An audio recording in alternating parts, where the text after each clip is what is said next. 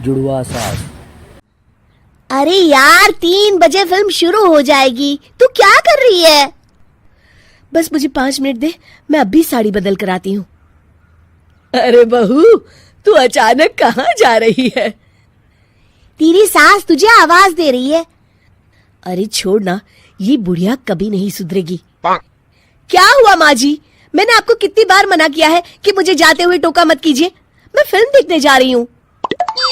तू अभी चली जाएगी तो मेरे लिए खाना कौन बनाएगा बहू? सुबह से भूखी बैठी हूँ। अरे माँ जी, आप कौन सा घर का काम करती हो जो आपको भूख लगी है? अच्छा, मुझे देर हो रही है, चलना रीटा। अंजलि के जाते ही सीता देवी अपनी किस्मत को कोसते हुए सारा दिन घर में भूखी बैठी रहती हैं। इस तरह अंजलि अपना बहू होने का कर्तव्य कभी नहीं निभाती थी। वहीं दूसरी तरफ अपनी सास के खाते से पैसे निकाल के अपने शौक पूरे करती थी। लेकिन सीता देवी इस उम्मीद पर थी कि एक दिन उसकी बहू सुधर जाएगी। फिर एक दिन सीता देवी की जुड़वा बहन गीता देवी वहां आती है। अपनी बहन को घर के काम करते हुए देख गीता देवी आग बबूला हो जाती है। अरे ये सब यहाँ क्या चल रहा है सीता? तेरी बहू कहाँ है जो तू घर के काम कर रही है? सीता देवी भावुक होकर रोने लगती है। अब तुझसे क्या छुपाऊं? मेरी बहू रत्ती भर भी मेरी इज्जत नहीं करती। मजबूरी में मुझे घर के सारे काम करने पड़ते हैं। वो तो बस सारा दिन अपनी सहेली के साथ सैर सपाटा करने में लगी रहती है। अच्छा, तो उस चिड़िया के पर निकल आए। तू चिंता मत कर, मैं ऐसी कई बिगड़ैल बहुओं को ठीक कर चुकी हूँ। अब मैं इस चुड़ैल से निपटूंगी। तू कुछ दिनों के लिए मेरे घर चली जा, मेरी बहू तेरी अच्छी देखभाल करेगी। फिर दोनों बहनें आपस में साड़ियां बदल लेती हैं और सीता देवी अपनी बहन के घर चली जाती हैं। देर रात अंजलि जब घर आती है तो अपने कमरे का नजारा देख उसकी आंखें फटी की फटी रह जाती है। हे राम, मेरे कमरे का एसी कहाँ चला गया? और मेरा 56 इंच का एलईडी टीवी कौन ले गया? अंजलि तैस के साथ अपनी सास के कमरे में जाती है। तभी वो देखती है कि उसके कमरे का एसी और टीवी उसकी सास के कमरे में लगा है और गीता देवी आराम से एसी की हवा खाते हुए सास बहू सीरियल का मजा ले रही है। अच्छा, तो ये सब इस बुढ़िया की कारस्तानी है। अभी इसे बताती हूँ। ये सब क्या है माँ जी? आपकी हिम्मत कैसे हुई मेरे सामान को हाथ लगाने की? क्यों बहू, ये सारा सामान तूने तेरे पिताजी के पैसों से खरीदा है क्या? है?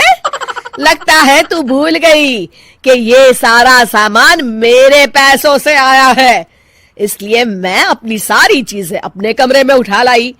तुझे कोई एतराज है? चल जा यहाँ से, सीरियल का मजा किरकिरा मत कर।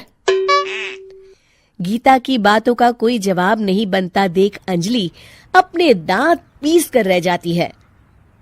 अगले दिन रीटा और अंजलि शॉपिंग पे जाने की तैयारी करती हैं। अंजलि जैसे ही अपनी स्कूटी पर बैठती है तभी गीता देवी स्कूटी की चाबी निकाल लेती हैं। अरे, ये स्कूटी कहाँ लिए जा रही है? ये भी मेरी कमाई की है। माँ जी, ये तो आप हद कर रही हैं। मैं बाहर पैदल जाऊंगी क्या? हाँ, पैदल जा। वैसे भी तुझे घूमने का शौक है, मुझे नहीं। देखिए माँ जी, इस तरह मेरी सहेली के सामने मेरी बेइज्जती करके आप ठीक नहीं कर रही हैं। आप मुझे अच्छी तरह जानती हैं, बाद में आपको पछताना पड़ेगा। अच्छा, तो तू नहीं सुधरने वाली, मेरे ही घर में मुझे ही धमकी दे रही है। तेरी याददाश्त के लिए बता दूं कि ये मकान मेरे नाम पर है।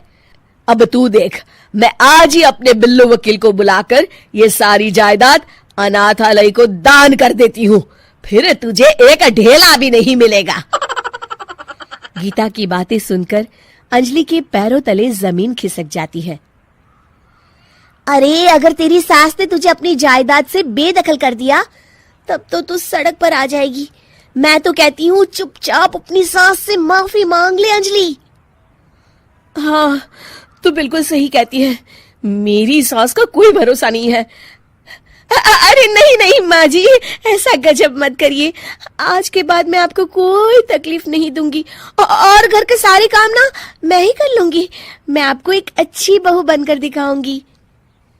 कुछ दिनों के बाद, ये लीजिए माँ जी, आराम से गाजर का हलवा खाइए।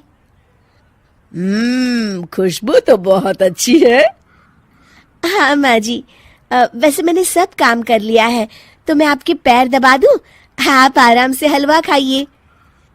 इस तरह गीता देवी अंजलि को सही रास्ते पर ले आती हैं और सीता देवी वापस अपने घर में आकर रहने लगती हैं।